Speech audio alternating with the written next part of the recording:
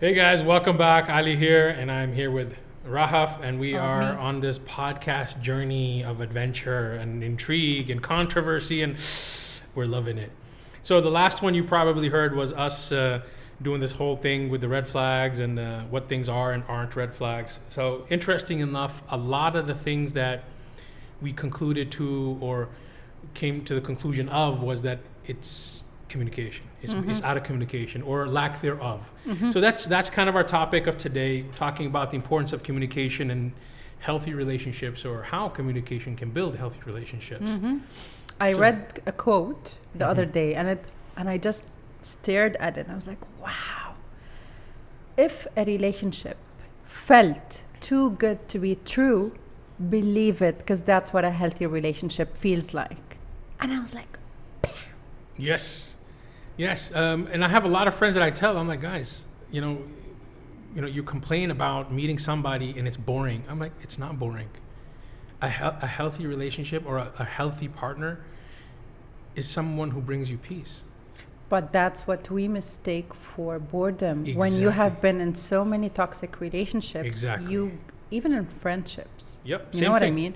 So I wouldn't blame anyone that would mistake boredom with peace. It takes a journey. It is a journey. It takes a long time for you to make that distinction.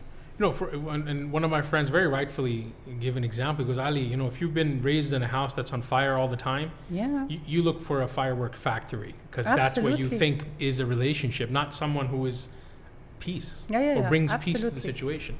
So I think there's a lot to be said of even what is a healthy relationship. And I put down some notes before we started, and defining healthy relationships, a couple of words that popped up are trust, respect, empathy, and communication. These are basics. But see, the basics, and when all my friends know that I always say trust and respect is the foundation, and everything gets built on top of that. And even I with would these add four, safety. well, with trust and respect, that's the foundation layer, and then safety. But safety comes for me. Yeah. Safety comes first, because it's the strong foundation of feeling safe that will lead to trust and not respect. See, but when lead to trust. when you feel safety, you're feeling the trust and you're feeling the respect. You feel connected. Exactly. And so, if we look at these guys as building blocks, the 2 or 3 or 4 of them, and then we talk about building relationships on top of these. Essential problem, I guess, is that if these don't exist, or if we ignore these to chase the fireworks and whatnot, and there was a spark. I'm like, guys, a spark is a biological reaction for you to mate with somebody. That's the spark that you feel. If you're looking for a long-term healthy relationship, you're supposed to feel comfortable. You're supposed to feel at peace. You're supposed to feel at ease. You're supposed to feel both. You're supposed to feel supported. You don't sacrifice all of that for the spark. You have all of that as foundational, and then you can build an adventure on top of it also, right? But this goes back to what type of people you, for example, are. But let's if we talk about communication. I could see where this episode is going. Yes. if we talk about communication, yes. How significant is it to a relationship? Oh my God. Let's start with that. How significant is it? Is it a small piece, big piece, medium piece? If there's, let's say, top 10 list, it would be above number 1. Above number 1. You know what I mean? Yep. But here's my question to you, because whenever I say this, what I'm about to say, I get mixed feedback. I'm a huge believer that big topics should be discussed before getting in a relationship. Big topics like expectations, future plans, kids or no kids, space, me time, quality time, love languages, fight languages, investments, whatever it is, intimacy. What do you do when you are not emotionally well? How do you express big topics, family, friends, then get into a relationship. Look, I agree with you, and so no surprises. We're on the same page on this. But what I've always found is people don't figure out when to have that conversation. Hey, hi, nice to meet you. I'm Ali. Let's go on a date. So I have a survey for you. Yeah, exactly.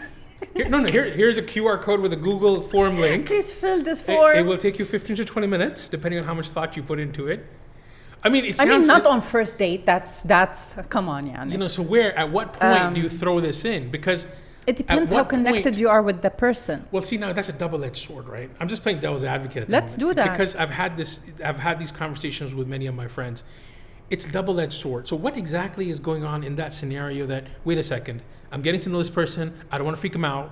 Okay, I think I like this person. Things are getting serious. But I don't want to scare them off. But you just said the script. That's exactly what communication is. To open your cards, be okay with your vulnerability. Hey, listen, dude, I think I'm having a bit of feelings for you, or I feel that this could go somewhere, and I am freaking out to freak you out when I say this, but I do have some things that I would like to discuss with you just to make sure there would be no surprises in the future and that we're heading somewhere mutual. Yeah.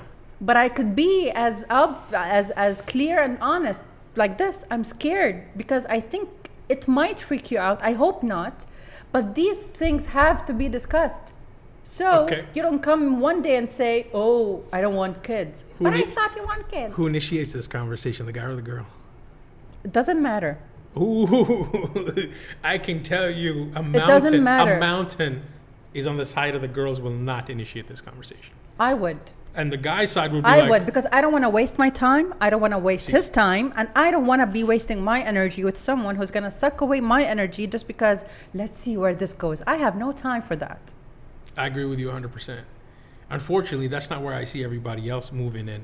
I feel everybody that I've talked to first, they're not even talking. The handful who do talk, not to each other. What do you mean not talking? They're not talking about this. And they're not even talking to each other about this. They're talking to me about this. And literally, so many conversations, I'm like, guys, why don't you talk to your significant other? Have you heard about boundaries? Why are you talking to me? No, bro, I'm scared. I'm worried I'll scare her off. Oh my God. I'm like, yeah. Well, one, you should set a boundary. What are you looking for? Well, they come to me as a safe space to kind of vent. I hope they're hearing this. Oh, they're definitely hearing this. Stop doing that. My people are hearing it. They know where my boundaries are, and they're very kind and respect them. But yeah. The issue is that, I think it's not just about the conversation. It's also about getting people to have the conversation. They're in this pre-honeymoon of the honeymoon phase where they're so busy to impress each other.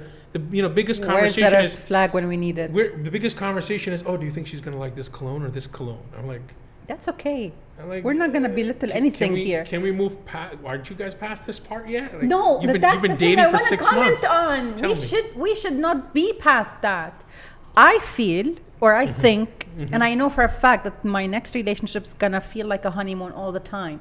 But does that mean on a honeymoon you wouldn't get any disagreements, or you wouldn't want some space for yourself, or you wouldn't be in a heated argument the way we were talking about it in the last episode? We will. But the respect is there, trust is there, empathy is there. So why not be on a honeymoon for the rest of your life? Rahaf, you're not being realistic. You create your own honeymoon by communicating. Oh, my Lord. It's a big topic. Actually, when I say honeymoon, I'm not saying No, I hear you. No, let me correct myself. It's not. I don't think it's a big topic. I think it's really simple. I met couples like that. But I think it's just become a big thing to do because there's this resistance to do it, and that's why I think it's big. If you think about it, is it resistance, Ali, or is it because so many people are in already? I don't want to call all of them toxic relationships, just relationships that are not serving them. Yes, they keep running. They keep running through them, waiting for perfect. And because it has been growing a lot, we see a lot of relationships like this, so it became common. I think, yeah. So I feel that we should start not take those kind of relationships as a metric. Mm-hmm. Just because we have so many relationships or so many people doing this doesn't mean it's right. You know what I'm going. No, I hear you. I hear you on that. I agree. I'm not disagreeing, but I think there's a couple of key components. First, I don't think people understand the importance of communication. They do, but just they don't want to do the work. Well, if you're going to be lazy in a relationship, and if you're going to put up with somebody who's lazy in their relationship with you, but that comes with pain. Then let's put things trouble. As they are on the table. Working on yourself, going to therapy, healing is a painful and lonely journey. Yep. And people, not all of them are. I don't want to say equipped, but not everyone is ready to go on that journey, because in their minds, I can go dancing, I could go clubbing, I could go do this, and it's fine, I'll be fine. No one's going to die from a heartbreak, whatever it is. Yeah. If one person in a household decided to break that pattern and do the work, eventually they're going to have some influence around them. What I'm trying to say is, it's not, I don't think it's laziness, it's more of fear of what could go wrong, fear of what they would feel in terms of pain, fear of losing a lot of people in your life. What if I did the work and then I lose the person I love? All of those thoughts that you get. So some people avoid therapy, or some people genuinely think that therapy is a waste of time and money and energy. So I don't think it's laziness. I think it's the narrative around doing the work. So it's fear. It is fear. It's just fear. But if you think about everything, there's a fear behind it. Yeah, I hear you. Okay, circling back to communication and relationships. What do you think? What do you think are the important factors of effective communication? Like what is comprehension? Effective? So understanding and clarity. Communicating and comprehension. Timing. Because sometimes you could say the right thing in the wrong time. You're right. I like that. I think that actually has to do with empathy also. If you can understand and feel where the other person is, you will know when the right timing is. Emotional intelligence. So emotional intelligence. Yeah. Active listening. Oof. Actually, you know what? Talking about active listening. Talking about active listening. So active listening is when I'm here with you and I could hear what you're not saying. 1, 2, not assuming things. I would ask clarifying questions. Active listening is combining the heart and the mind together. Like you two have a mission to make sure that this person is feeling heard and supported. And you two see what you're going to be, a team, the heart and the mind. Most importantly is literally, I say that a lot, but I genuinely mean it, is having a safe space. No judgments, no assumptions, no jumping to conclusions, or no rushing to give any kind of advice. Active listening is you just holding listening space. And holding space. Unless and only unless that person said, what do you think I should do? Or what do you think? Then it would be your turn to talk. You don't over talk or overstep anyone's sentence. You don't say, oh, I'm so happy that you mentioned that, but let me tell you when that happened to me. You don't go and share your own. These are the people you don't share with. This goes back to lacking experiences when someone is sharing something. Yeah, I always talk about Brene Brown when it comes to these things. The people you do not share your shame with. I'll post a link to that video. That's what active listening is. If someone is sharing something, especially your partner, active listening is also part of reading their body language. If I'm having a great day and I could tell that my partner is not, I will not go and share a great day with him. I'll hold the space for him. And okay, he had a bad day. That's active listening or visual listening, whatever you want to call it. Just be a good partner. I like that. And I think you're right on all of those points. I think they're very important. For the people who are struggling, how do you overcome barriers to communication? So struggling with what? There's a levels of a struggle. So give me an example. Struggling with anxiety, self-esteem, depression. Just don't. I'm talking about just not talking to your significant other. Just not, just sharing with in conversations. Communication. Yes. Barriers to just communicating better. Okay, let me rephrase it. How do you become an active listener? Well, you know my answer to that. Being an active listener or a good communicator requires you to unlearn a lot of things. Stop doing things the way you used to, because if you're struggling to convey a message or to feel understood in a relationship, most likely you are not articulating your needs properly. and just focusing on the heated stuff like arguing and yelling and breaking and you don't get me, and nothing is solved. So two things. One, work on your level of awareness. What am I doing wrong? And it's okay to do things wrong. At the end of the day, we are all work in progress. I don't care if you've done therapy or not. We are all work in progress, because you can never tell where a trigger is coming from. Agreed. So that would be one. Always just leave space to work on yourselves. The second one is, what did I want to say? Work on yourselves. The struggling part. There was a very important thing I wanted to say. See, Dory, memory. I'll get to it. But what was it? So we're talking about how to become a more active listener. More active listener. I'll get to it. I forgot. No worries. No worries. But that goes back to the point I made in the beginning. Make sure you are with someone who knows to communicate. You can read if a person is a good communicator or not by watching and observing that person with someone who provides services. Someone who is, I don't know, on his bad day. How does he communicate? Does he or she, but because I'm a woman, I always refer to a he. How does he come to me with bad news? Or do they just shut down and isolate? Absolutely. So you can tell if someone is a good communicator. How does he share news or updates, or how does he talk about his family and wins and failures? I saw something the other day and it was so impressive. A guy told his fiancée, "Who do you think I am? Am I your LinkedIn, so you just come to me with your wins and achievements and leave your struggles behind?" And I just laughed. So you can tell if someone is a good communicator. In some relationships, it's the other way. You only get dumped with the problems. But that's not just the communicator's fault. That's the other person. Where are your boundaries? Yes.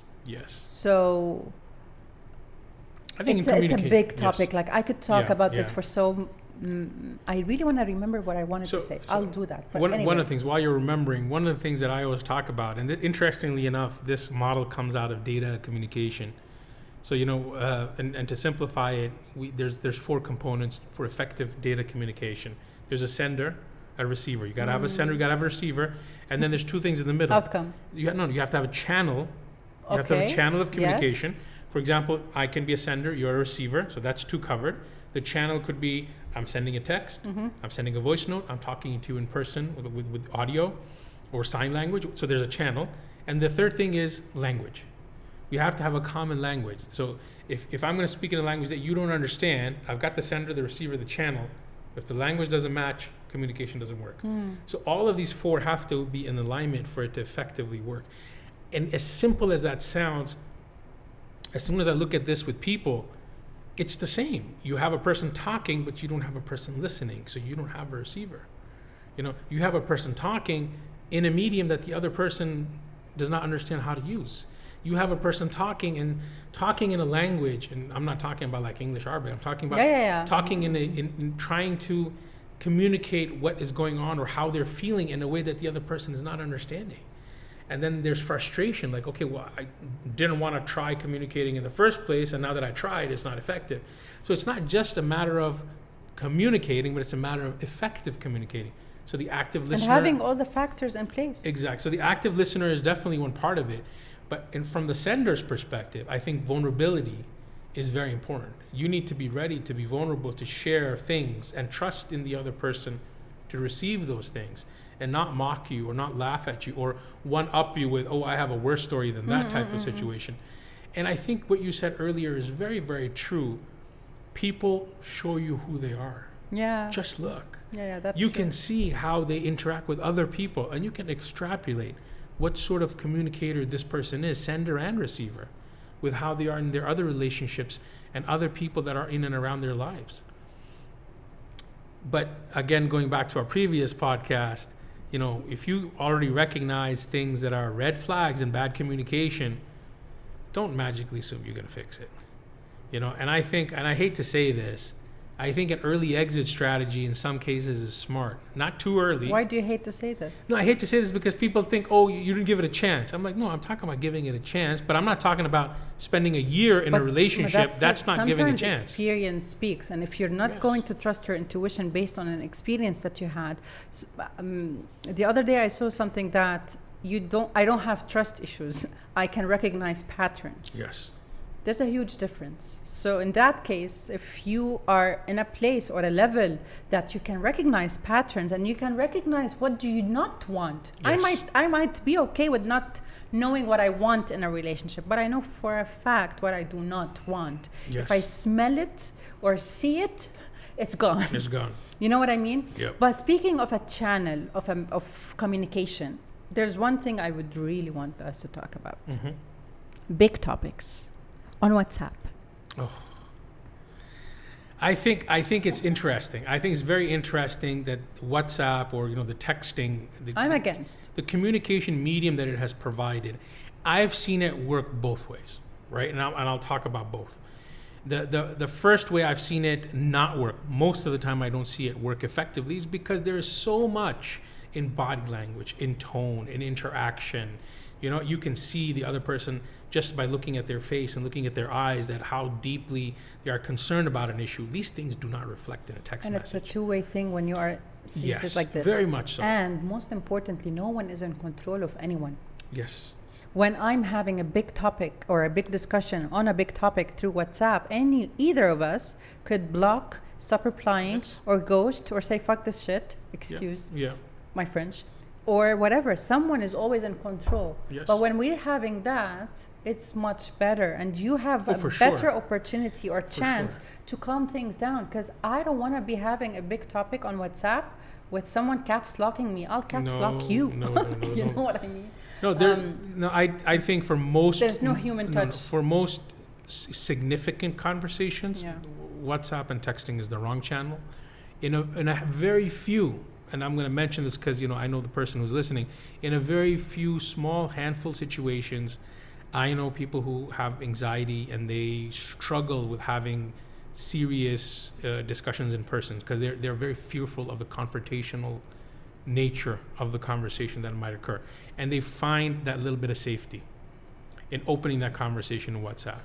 And I've seen it. Had I not seen it, with some very close friends, I would have hardcore stuck with no serious conversations on WhatsApp. It should be a rule, and none of this fighting and argumentative.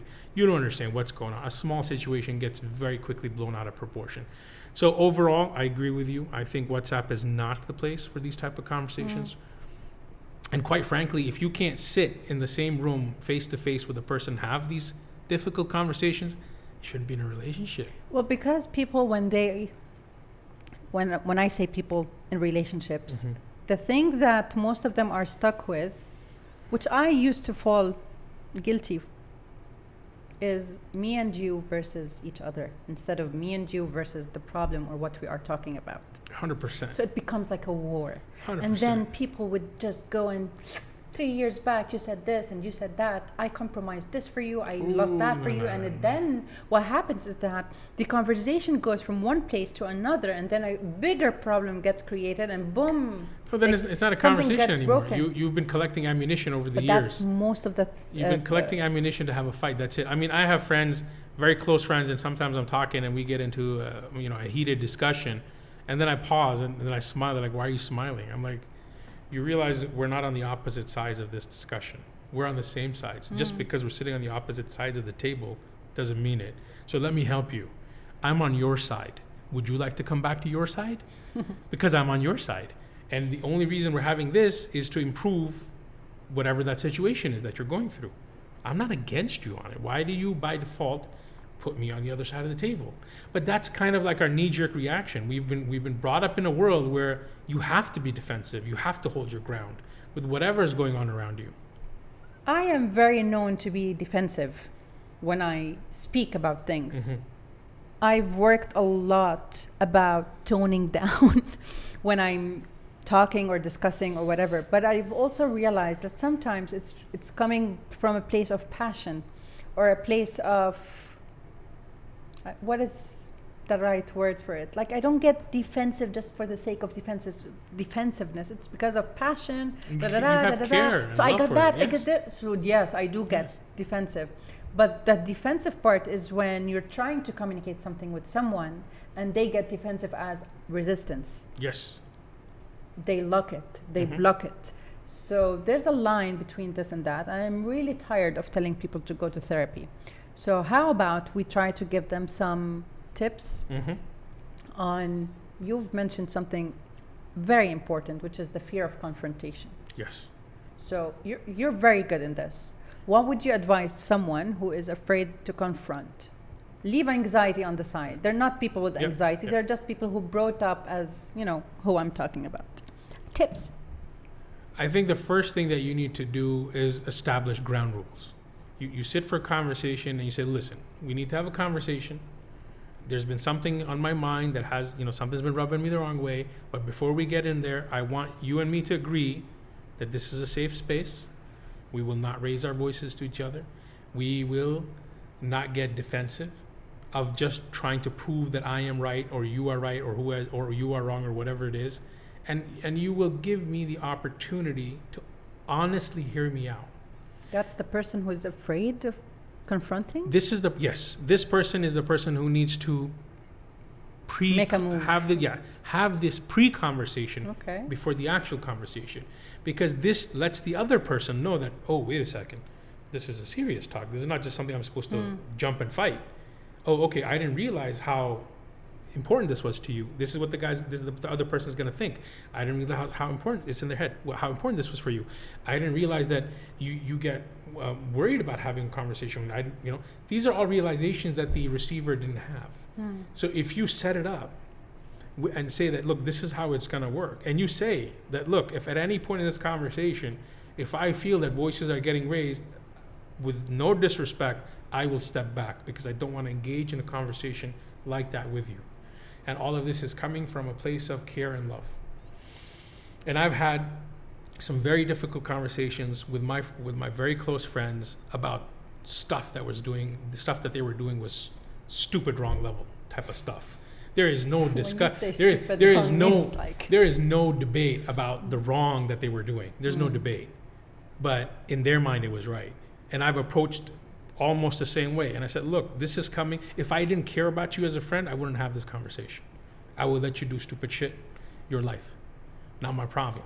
But because I'm coming from somebody who cares about you, I think this is an important conversation to have. This is a safe space. The conversation does not leave this room. I will not take it outside. There is no judgment. But I need you to hear me out on my perspective on what's going on that I'm observing. And after this, you feel like doing whatever, continue. But that's because you're a very good communicator. Yes. Now you're saying that, and in my head, I would be someone who is not comfortable to confront. He wouldn't say that. No, so he will keep avoiding and ignoring and avoiding and ignoring. Yeah, so look, you gotta step up, because if you ignore and avoid, it builds up. Yeah. And I know a lot of people who have left relationships because they're too afraid to have conversations. They've literally found it easier to leave relationships. Just you know what? I'll just break up. The pressure would be too high. Yeah. And I've talked to a friend. I'm like, you broke up. Why did you break up?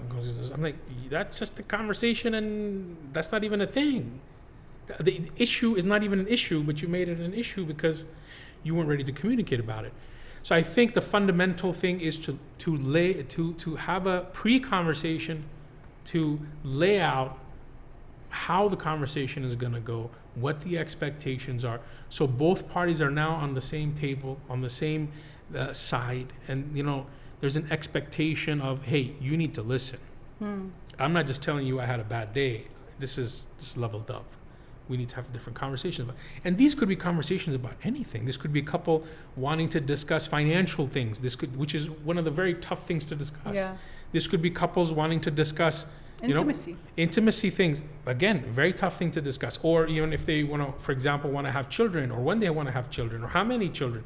These are things I've seen both sides. It should have been discussed from the beginning. I agree with you, but we know human nature to some extent is avoidance based, right? So if we're coming from a place of avoidance, at some point conversations need to be had, and if they're not, it gets you in trouble. Let me Tell me if you agree or not. There's a quote that people keep on sharing. I have mixed feelings about it. They say that every overthinker needs to date a good communicator. Do you agree or not? I don't think there's necessary structured pairs that exist like this.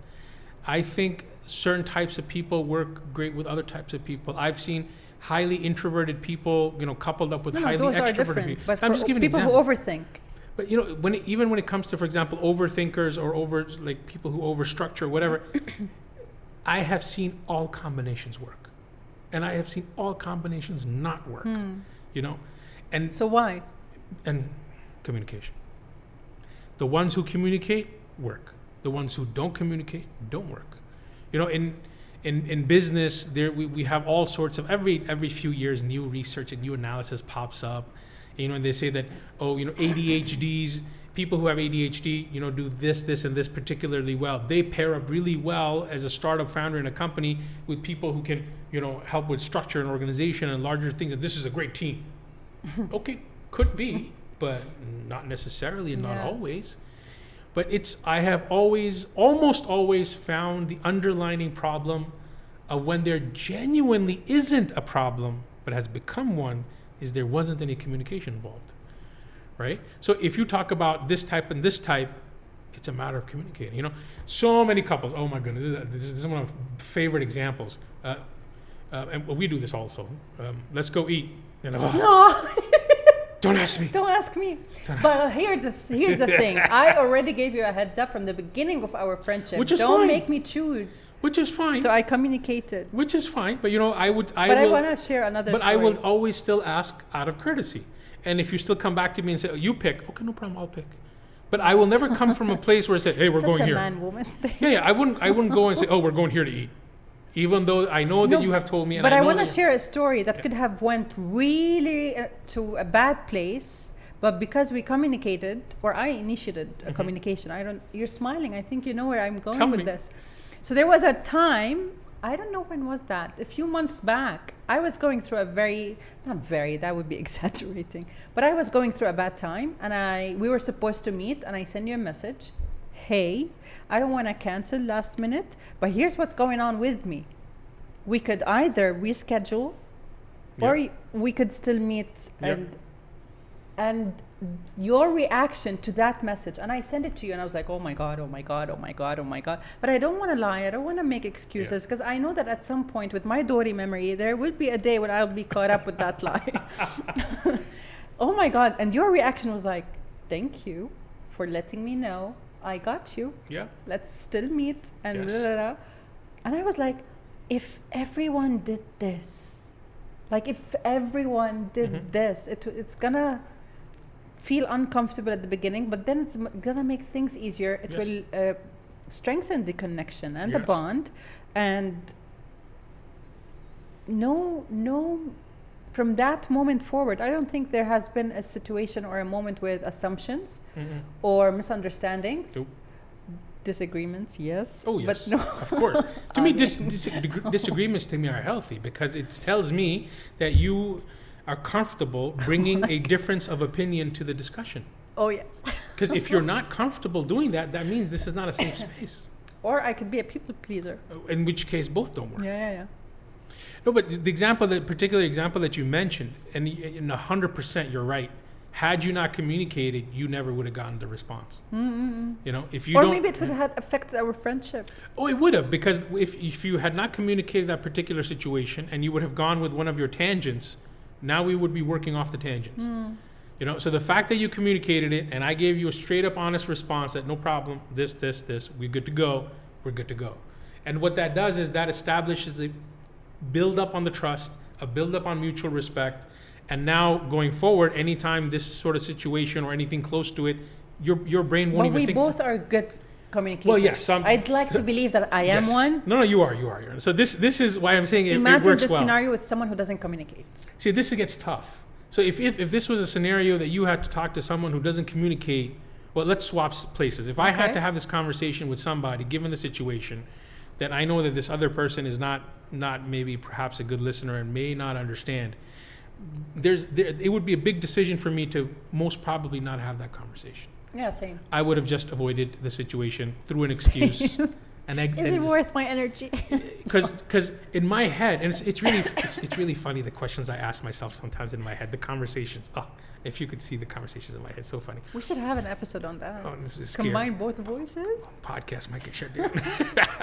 No, so literally my conversation in my head would be, is it worth the effort for me to try to explain to this person? Is this person even going to understand where I'm coming from? And no. That goes to the language. Exactly. And as soon as I go to no, finish. Yeah, absolutely. Same. You know, it's like, have a nice day, bro. Same. Bye-bye. But there's times where like, no, you know what? Not a problem. You know, if I'm like, I've got friends, if I'm having a tough day, it's been a busy day, I was supposed to reach out for something, I didn't, they don't jump on me and say, hey man, you were supposed to message, what happened? You know, end of day, bro, it's you were supposed to reach out, all okay? That's the sort of message I get. And I reply, I'm sorry. It just was a very long day. And, you know, you want to talk about it? No, I'm the one, you know. Okay, no problem. You wanna meet up tomorrow, day after? Yeah, that sounds good. But that has happened with us like a lot of times when we plan to meet. But this is good communication, right? Yeah. Outside of good communication, we'll be like, look at this guy. Like, does not even bother to text me. Like, what does he think he is? And like, you know, is you trying to ghost me or whatever? But but because we built that foundation of trust and respect, and then all the other layers are on top of it, there's not even a thought that this person is trying to be, I don't want to use the word devious, but manipulative or devious or lying or whatever. You know, that doesn't occur. But this is because it's good communication. So I think circling back to what you can do to establish good communication is you need to take the initiative. Before you take the initiative, learn how. Exactly. You also need to learn how to communicate. I mean, take advanced communication courses, work with a coach. I need you to have someone, not you, but the person who's listening, I need you to have someone to call out your bullshit. Oh, yes. Very true. Very true. And that person needs to be somebody non-biased. And I keep telling everybody, I'm like, you need to stop listening to the wrong people. Yeah, of course. In life, you need to listen to only, and my friends will be like, oh my God, he's saying it again. You only need to listen to two types of people, just two. Content matter expert. If I want to build a rocket, I want to talk to a guy who knows how to build rockets, and I want to know from the expert. So content matter expert. Can I just add one word before the content matter expert? Credible. Well, yes, of course. I mean, but we just had a conversation about someone sharing content who's not credible. So, to me, that's implied, but yes, to carry on the conversation we had offline. So not only just a content matter expert, but a credible one. Like a legit. I can't believe we have to say that now. Yeah. Well, there's a lot of bullshitters, you know. So a credible content matter expert, that's one. And, you know, and the other one is someone you have implicit trust. Someone you have, and the measure of that trust is, I'll tell you the simple measure. Can you tell this person good news and this person will genuinely be happy for you and not jealous? Yeah. Can you tell this person bad news and they will genuinely just be there in support of you and not try to fix it or one-up it or any of that stuff? Like just now 3 people popped up. Thank you, I love you. You know, these two things are absolutely critical. And the third is, can you discuss with this person what you're thinking about how you feel your life and growth and things to be, and this person will give you true to heart, genuine advice that's good for you, independent of any other selfish reason. I would subtract that from the equation for one reason. Not everyone is able to give that kind of advice that's fine. Based on their maybe they narratives, can't. Where they are. That's why that's what the first person's for, right? The content matter expert and this.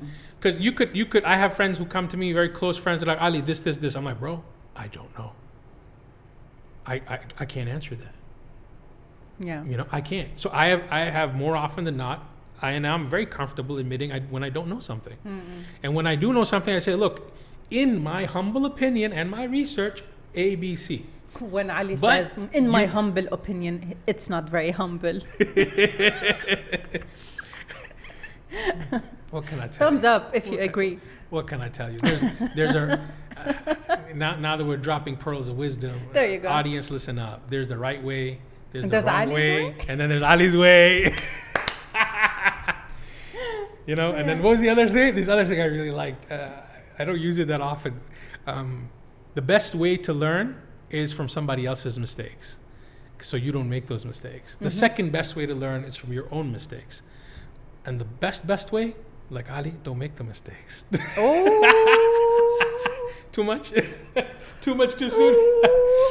No, but going back to what you said, circling back, you know, the important factors of communication, you need to build that skill set. You need to be able to create that space. I've got, you know, a very close friend of mine I was talking to, just an interesting discussion, and I've known this friend for, you know, maybe 6-ish plus years. And I was telling this friend, I'm like, I got a question for you. Like, what? And I'm like, in all the years we've known each other, we never had a fight. Yeah. I know who you're talking about. Yeah, we never had a fight. And I'm like, but you've had a fight with everybody that you know in 6 years. Yeah. I'm like, and you never wonder why we never had a fight? Now that I think of it, I don't know why have we never had a fight. I'm like, because we communicate. Wow. It's a discussion. It's a difference of opinion. And even when it's a hard difference of opinion where I'd be like, are you stupid? Yeah. It's not taken to heart that Ali called me stupid. It's taken to heart that, shit, I did something dumb. And now Ali's going to say, hey, look at it from this perspective. Did you think about this, or did you think about this? You know, because at the end of the day, if I care for you, why would I want you to go through a bad situation? Why would I want you to go through a terrible experience to learn if I can save you? When you say it like that. When I can save you from that terrible experience because I had learned it from the hard way. Some people don't have that narrative in their minds. The other day, a friend of mine came to me and said that she just blew over her boyfriend, like screaming, yelling. She was like, I don't care, I went toxic. But the backstory of that is that she was trying to communicate frustrations, things she wanted to improve or to work on, or for him to actually listen to. And he would take it sarcastically or try to make jokes until she just blew up. You know, in his defense, when he was like, oh shit, you're serious, he thought he's trying to make her feel better, to improve the mood in her narrative that, no, I'm done. Yeah, she felt disrespected. Big time. You know, and again, this is part about this is the active listening part, right? Yeah. I mean, I have friends tell me stuff, and so many times I literally message, am I listening or am I giving feedback? And I'll get you're listening. Thumbs up. Tell me more, right? And sometimes at the end of all of that there's silence. And then I'll ask again, are we done? And am I still listening, or would you like feedback? Feedback. And then I give my warning. And I know my friends know it, and they're like, why do you keep saying it? I'm like, because it needs to be fresh in your head. Are you sure? Because I will tell you the truth. I'm not going to tell you something you want to hear to make you feel better. I will tell you the truth. So don't ask me if you don't want the truth. You know? And this, by the way, this applies to everything. Yeah. You know, when I have like, when people are cooking or like one of my good friends, she's a fantastic cook. She would cook something and we'd be over at her house, we'd be eating, or when my son Abdullah cooked something, he knows this. He's grown up with me, right? So he knows this. And he's like, what do you think? I'm like, give me a second. I'll take a couple of bites and I'll be like, You know, for next time, adjust this, tweak this, cook this way, cook that way, do this. And they're like, oh, thanks, bro. Everyone else around the table is like, oh, it's good. It's so good. And they're like, Ali, why can't you just say it's so good? I'm like, because the person didn't ask me just to get the compliment. They asked me for feedback. And I asked them, like, do you want feedback or do you want me to say it's good? That's what I was just about to say. You know, I was at, you met Agid. We were at his house last year. His mom, oh my God, mashallah, she is, bless her. She's such a good cook.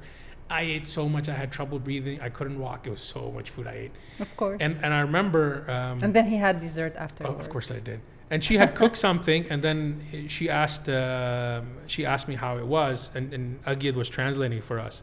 And I told Agid, I'm like, Agid, can you tell your mom if she's asking me a question, she wants the answer, or she just wants me to say it's nice? Because I already told you, this is the bomb. I love it. It's so nice. And he told her, and she's like, no, I want to know, because I heard Ali cooks. I want to know. And I said, look, this is perfect. In this next time, try making this adjustment, because I think if you make this adjustment, the meat will be a little bit more tender, or whatever. I don't even remember what I said. Oh, you could see her face lit up. It's like, oh, wow, quality advice. But that takes us to what you said in the beginning: sender, receiver, channel. Yes. You can't do any kind of conversations without those three. Nope, You need a no. receiver, sender, and a channel. So, I mean, just to kind of bring things full circle, I think we've well established communication is critical for a healthy relationship. And I think the takeaways are that everybody... Discuss big topics yes, in the beginning. Yes. In the early stages of relationships, put down the big topics, because if there are certain things that are deal breakers, better to walk away now. Oof. Yes. Right? And then everybody needs to work on being an active listener. Everybody needs to work on being a better communicator. And for that, there's tons of coaches. There's tons of people who specialize in it. There's courses. Rahaf herself does a lot of this too. These things are very important. And being a good communicator, just if we want to wrap this, I would wrap it with that, is being a good communicator doesn't mean you're not going to be scared. Doesn't mean you're not going to feel nervous, and doesn't mean that you're going to be doing it like smoothly. No, you're going to feel the heat in your cheeks. Yes. You're going to feel like you're dizzy. Things are shaking around you, but you're going to still say the things you want to say, because at the end of the day, this is what's going to either get you out of a problem or help you avoid one. Yes. So, 100% agreed. On that note, thank you very much, Rahaf, for being here. Again, a wonderful podcast, wonderful conversations. And Green flag. And for the very few of you out there who know what I'm about to say next, minutes well spent. Thank you much.